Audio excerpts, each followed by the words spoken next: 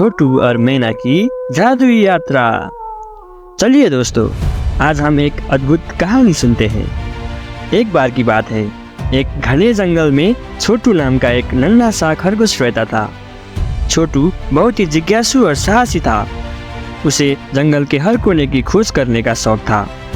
उसके माता और पिता हमेशा उसे समझाते रहते थे कि जंगल में अकेले जाना खतरनाक हो सकता है, लेकिन छोटू की जिज्ञासा कभी कम नहीं होती थी। एक दिन छोटू ने सुना कि जंगल के दूसरे ओर एक जादुई झरना है, जहाँ की पानी पीने से अनोखी शक्तियाँ मिलती है। छोटू ने ठान लिया कि वह उस जादुई झरने की खोज करेगा। उसने अपनी छोटी सी पोटली में थोड़ी सी गाजर और एक पानी की बोतल रखी और यात्रा पर निकल पड़ा। रास्ते में छोटू को अपने दोस्त मैना नाम का एक तोता मिला। मैना ने पूछा, छोटू तुम कहाँ जा रहे हो? छोटू ने बताया, मैं जादुई झरने की खोज में जा रहा हूँ। मैना ने कहा, मैं भी तुम्हारे साथ चलूँगा, मुझे भी उस झरने को देखने की इच्छा है। दोनों दोस्त मिलकर जंगल की गहराइयों में बढ़ने लगे। रास्ते में उन्हें एक बड़ा और डरावना भालू मिला। भालू ने गुस्से में पूछा, तुम लोग यहाँ क्या कर रहे हो? छोटू ने साहस दिखाते हुए कहा, हम जादुई झरने की खोज में जा रहे हैं। भालू ने हंसते हुए कहा, उस झरने तक पहुँचना आसान नहीं है, लेकिन अगर तुम मेरे 3 सवालों का सही जवाब दोगे तो मैं तुम्हें जाने दूंगा। छोटू और मैना ने एक दूसरे को देखा और फिर भालू से कहा, पूछिए जो सवाल पूछना है।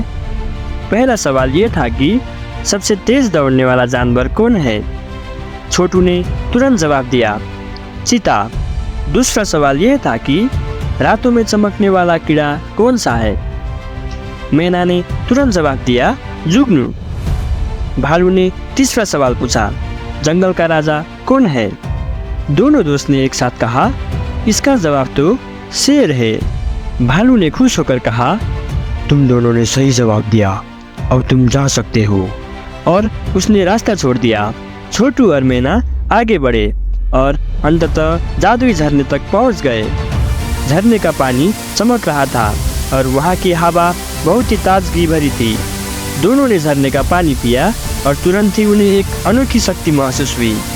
अब वे दोनों जंगल की हर बात समझ सकते थे और जानवरों की भाषा बोल सकते थे। इस नई शक्ति के साथ छोटू और मैना ने जंगल में शक्ति और प्रेम का संदेश फैलाना शुरू कर दिया। वे सभी जानवरों को मिलजुल कर रहने की सलाह देने लगे।